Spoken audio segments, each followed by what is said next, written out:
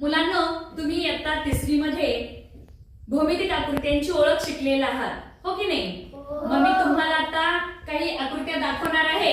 तुम्ही त्यांची मला नावे सांगायची आहेत. बघा, ही आकृती कोणती आहे?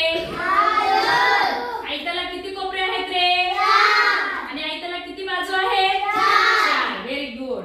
बघा, हा दुसरा आकार आहे आकृती.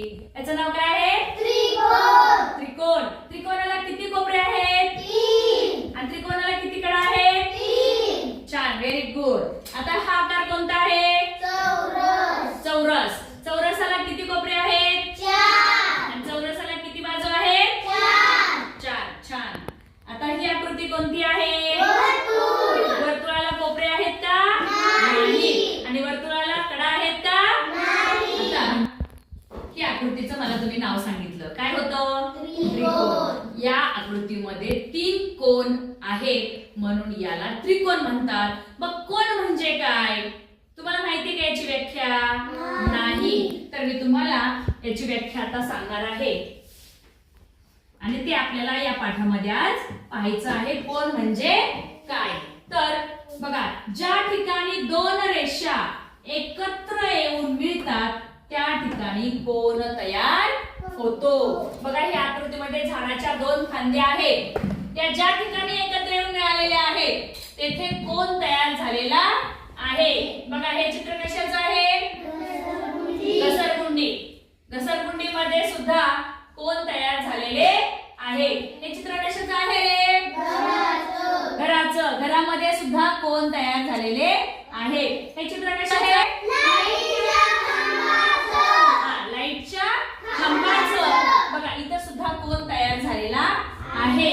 मग हे वेगवेगळ्या प्रकारचे कोन आहेत. बघा, आता आपण असा कोन पाहिला, असाही कोन असतो, असाही कोन असतो, असाही कोन असतो, असाही कोन असतो आणि असा सुद्धा कोन असतो. तुम्ही कोन म्हणजे काय ते पाहिलं, हो की नाही? आता कोनांचे प्रकार मी तुम्हाला या कात्रीच्या साहाय्याने समजून सांगणार आहे. बघा, या कात्रीचं एक पातं मी उभा केलं आणि एक पातं असं आडवं केलेलं आहे. बघा, बरोबर 90 अंशाचा कोन झालेला आहे. याला म्हणायचं काटकोन. कोनाचा पहिला प्रकार काय आहे? काटकोन. काटकोन हा 90 अंशाचा कोन असतो. आता या कात्रीच्या दोन्ही पात्यामधलं अंतर मी हळूहळू कमी केलं. आता लहान कोन तयार झाला. याचं नाव आहे लघुकोन. काय नाव आहे? लघुकोन. काटकोनापेक्षा लहान कोन आहे हा, म्हणून याला म्हणतात लघुकोन. काय म्हणतात? लघुकोन. आणि मी आता काय केले? कात्रीच्या दोन्ही पात्यामध्ये खूप अंतर वाढवलेलं आहे. बघा, आता मोठा कोन तयार झाला, हो की नाही? याला म्हणायचं विशाल कोन. काय म्हणायचं? विशाल कोन. कोनाचा तिसरा प्रकार आहे विशाल कोन. मोठा कोन, विशाल कोन. काटकोनापेक्षा मोठा कोन आहे हा, म्हणून याला म्हणायचं विशाल कोन.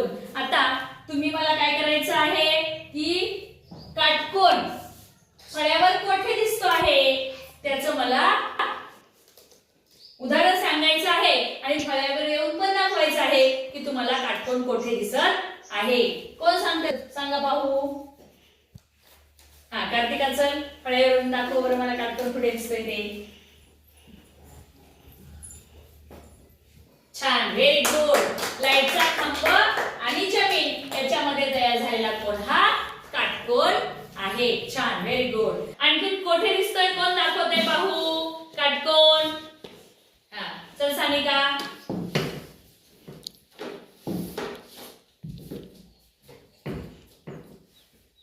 छान, व्हेरी गुड. इथे सुद्धा काटकोन दिसत आहे. आता वर्गात कोठे काटकोन दिसतोय सांगा बरं आणखी. सांग कृष्णा. फळ्यामध्ये. उभं राहून सांगायचे उत्तर. हात वरती करायचं आहे. सांग श्रावणी. टीव्ही मध्ये. छान, व्हेरी गुड. बर, आता दुसरा प्रकार लघुकोन म्हणजे काटकोनापेक्षा लहान कोन. कोठे कोठे दिसतोय? फळ्यावर दाखव बरं आधी. चल कार्तिका, फळ्यावर लघुकोन कोठे दिसतोय मला दाखव बरं. छान, व्हेरी गुड. सीडी आहे चढायची घसरगुंडीची, त्याच्या याच्यामध्ये आणि जमीन याच्यामध्ये झालेला कोन हा लघुकोन आहे. बर, आणखी कोठे लघुकोन दिसत आहे? कोण दाखवतंय पाहू फळ्यावर येऊन? हा चल तू कार्तिक.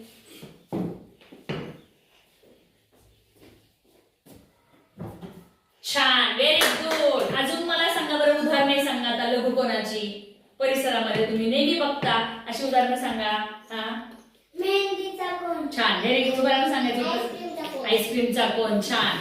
अजून कुठे लघुकोन दिसतो सांग. हा हा घराच्या टोकावर. हा, फळ्यावर येऊन दाखव बरं.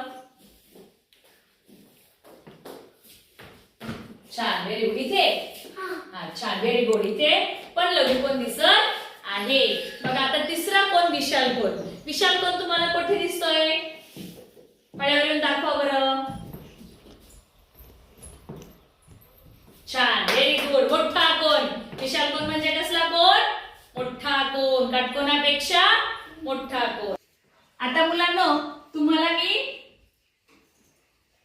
कोन किती प्रमाणात समजलेले ते पाहणार आहे आणि मग याच्यावर आधारित मी तुम्हाला स्वाध्याय देणार आहे. बघा, मी इथे एक आकृती काढलेली आहे. थोडक्यात आकार आहे बघा कोनाचा. कोणता आहे हा? काटकोन. म्हणजे किती अंशाचा कोन आहे? 90 अंशाचा कोन आहे. छान, व्हेरी गुड. आता मी अंतर कमी केलं. लघुकोन. छान, व्हेरी गुड. कोणता कोन आहे? लघुकोन. आणि आता अंतर वाढवलं. विशाल कोन. मोठा कोन गेला. कोणता झाला कोन? विशाल कोन. आता तुम्ही काय करायचे, असंच घरी गेल्यानंतर वहीमध्ये घड्याळाची चित्र काढायची आणि त्याच्यामध्ये लघुकोन, काटकोन आणि विशाल कोनाचे आकृत्या काढायचे. काटेप्रमाणे काढायचे आहेत आणि स्वाध्याय पूर्ण करायचा आहे. सगळेजण स्वाध्याय पूर्ण करणार ना? छान, व्हेरी गुड.